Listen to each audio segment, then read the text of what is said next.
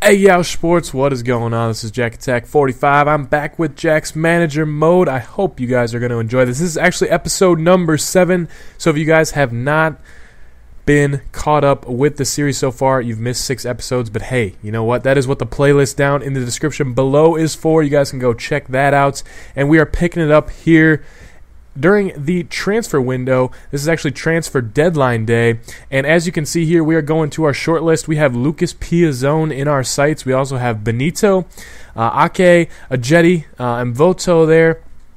And we're actually going to approach Lucas Piazzone for a loan. Now, as you can see, $675,000, pretty cheap for a 61 overall 18-year-old, and I did not set a future fee. Now, that will most likely come back to bite me because he has been an amazing player for me.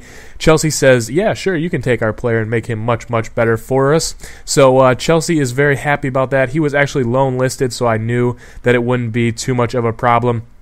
I actually ended up going to put a few players up on the transfer list, I guess you could say, and we're going to end up approaching FC Zurich for Loris Benito. So pretty solid left back, 20 years old, 57 overall, and nice player for what I'm looking for. Quick, agile, little bit of strength, and he's going to be able to advance. You know, at only 20 years old, I feel like he's going to be able to advance pretty well. We ended up getting a transfer request for Carrasco and $425,000. I countered with an offer of $450,000. He was only worth $400,000, so I figured whatever I could get would be great. He's just a rotation player, kind of on the reserve side, and you know, I don't really need him. So an extra $400,000, as you can see there, $375,000 added to my current transfer budget. And a nice little pickup there. So nice to see that we sold one of the players, and then the transfer deadline has ended. Total amount spent was $60 million, so kind of insane. And then Jeff Park suffered a lateral ligament, something with his leg. Something's going wrong. So he actually got injured, so we had to take him out and put him on the bench. Now, my center backs have kind of been injured a lot this season. I'm definitely looking to get a few more younger replacement center backs because the old ones seem to be getting injured a lot. So we'll see how that works out against Bolton here. And as you can see, we have Ayani and Hurtado actually starting. We also have Benito. We have Lucas Piazzone ready to go on the bench. And that is my starting lineup. We're going against Bolton. They have Ngog. They have Petrov. They have a few solid players, so we'll see what we can do against them. We actually get a free kick here in the 32nd minute, and from 24 yards, Montero is very, very deadly in this range, just over the bar. I thought that was going in. I really haven't been able to figure out the power situation on FIFA 13 with free kicks. It's been a little weird, but definitely working on that a little bit. As you can see there, Montero going through does get a nice shot off, but it has no sail. So we are going into the halftime break, 0-0 with Bolton, all tied up, and we're looking to get our points against them. They are I think in the top 5 in the league right now, actually. So nice to see. A great run from Sterling, though, in the 53rd minute is going to put us ahead, and that might be the game-winning goal. Nice little pass from Zakalani to Sterling. They both have so much pace up front, and that right back had no chance. Goalie, no chance on that one either. Nice shot power from Mr. Sterling. As you can see, Cato and Lucas Piazzone coming in for Sterling and Rosales. Sterling was a little bit tired, and Rosales is quite old in the middle there, so he gets a little bit tired too quickly. We might have to look for another player for him. But off the post there from Bolton, and I was very scared that one was going in. Alonso here should have taken that one first time. Great defense from Bolton. And as you can see, it is the 90th minute, so we are actually going to take this one 1-0. Sterling's goal is going to be the game winner, so very happy to see him playing well. And Zakalani playing amazing. Nice pass to Sterling. Those two up front are a deadly combination. In addition to Montero, that is a triple threat, so nice to see that.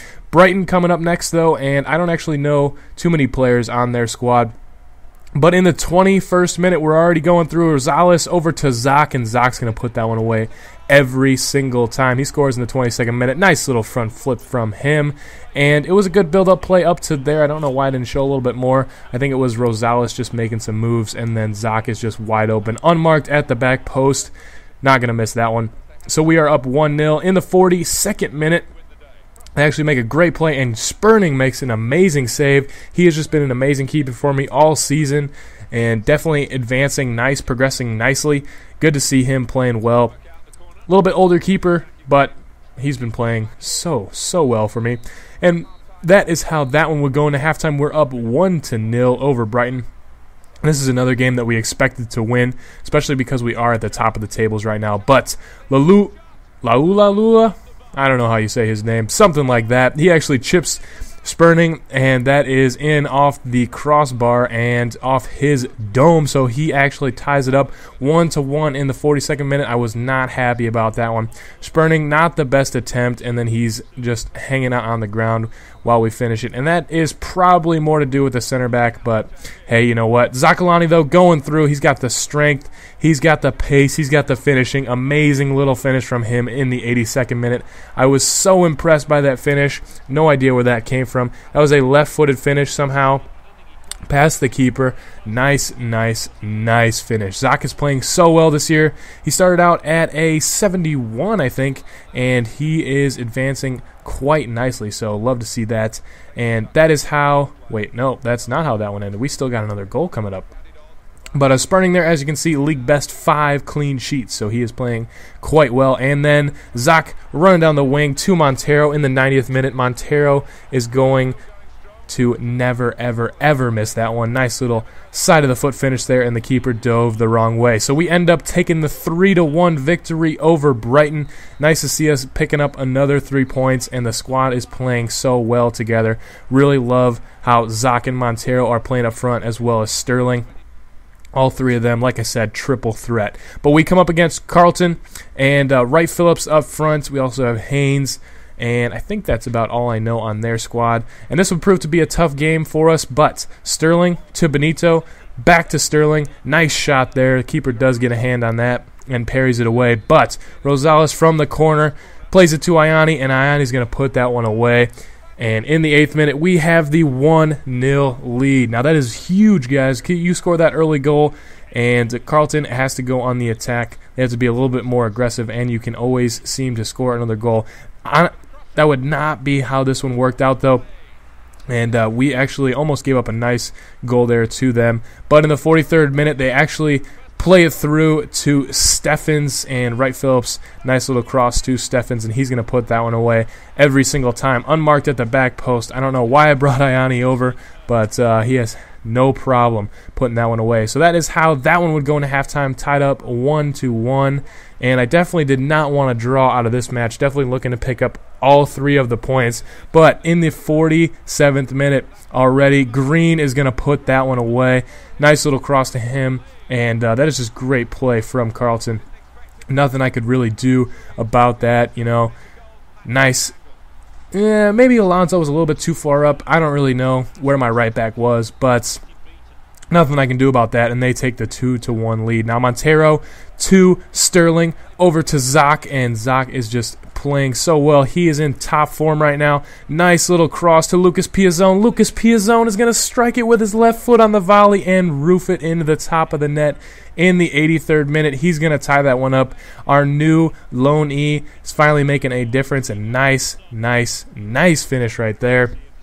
And as you guys will see in coming episodes, he progresses like crazy. Love this player. If you guys need a great center attacking mid in your career mode for very cheap, go check out Lucas Piazzone. Very good, solid center attacking mid. As you can see here, though, we ended up taking 1 point out of that one, 2-2, and Iani was very happy with that game.